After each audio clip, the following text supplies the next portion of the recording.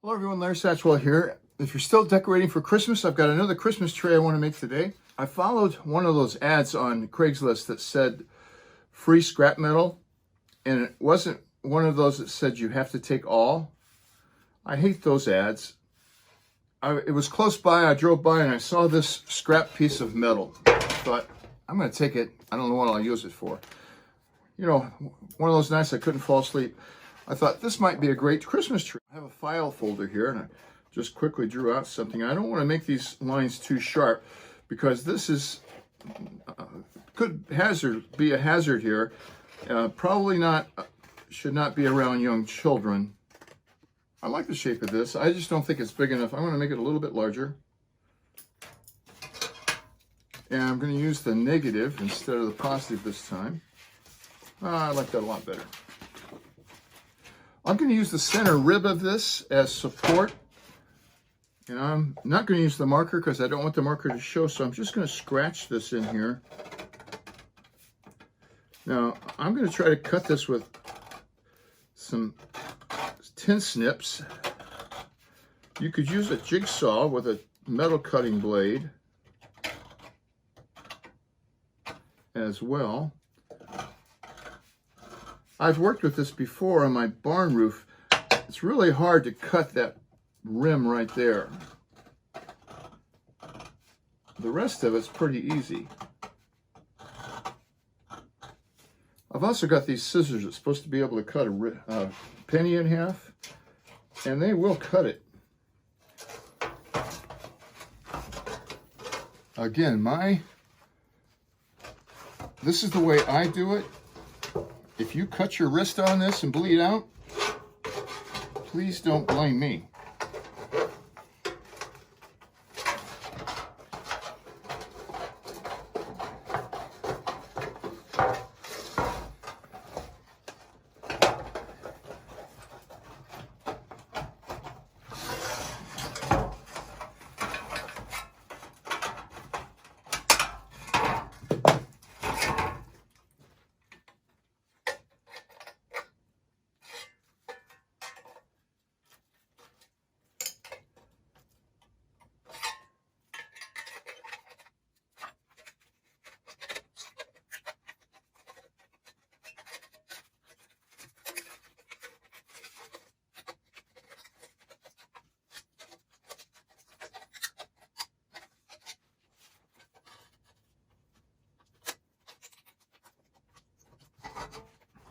These are sharp.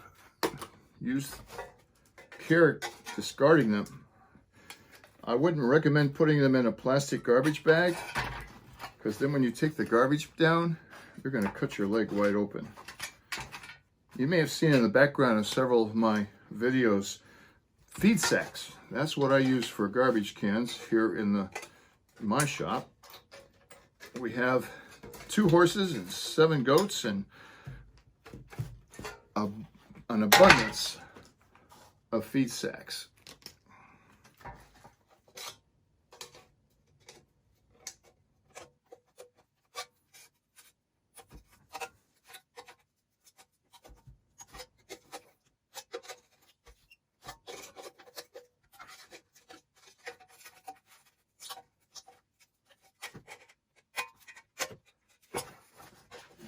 So I just have a general purpose file here.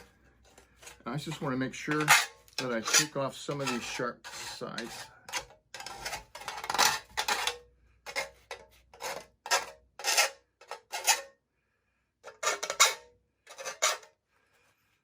Again, this is still going to be sharp. It's really not that bad. It's mostly the pieces you cut off that are going to be troublesome. All right, now for the fun part. I'm using the old pallet as the backup board here, and now I'm going to just punch some holes in here at random.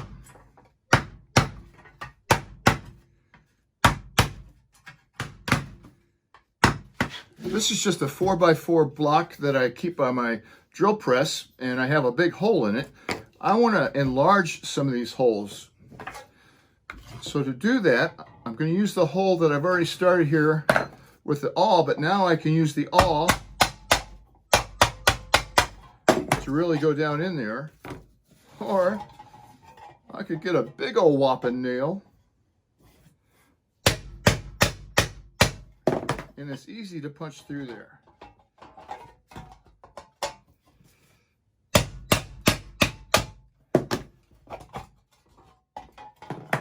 And I can use some smaller nails as well.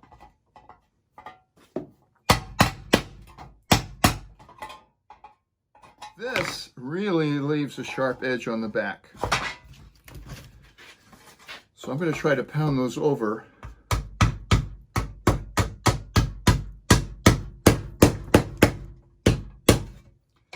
And it will change the size of the hole, but you can't leave these out. An alternative to the nails is a good old-fashioned drill, and just some drill bit sizes here. I'm going to use the hole I already made with the awl.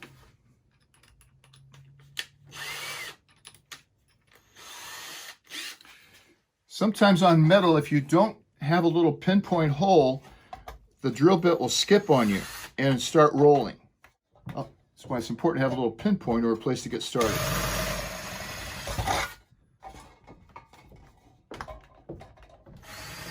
You can use a variety of size bits.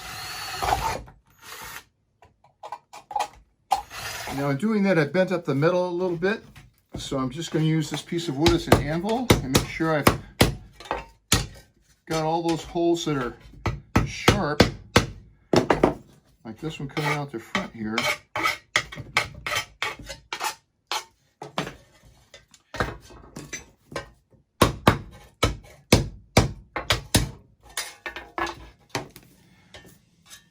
I'm going to take a steel brush and just brush the loose stuff off, the rest.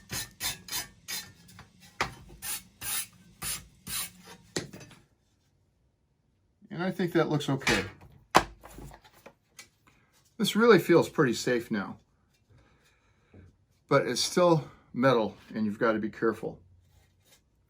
I've got a piece of my pallet wood that I'm going to use as a base for this. And I'm just going to hot glue it on.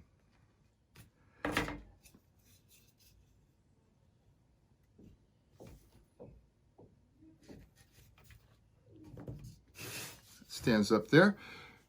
So now that I have the base on here, I'm going to use my dollar store lights.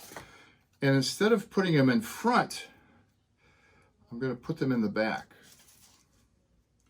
And I'm just going to start at the end here.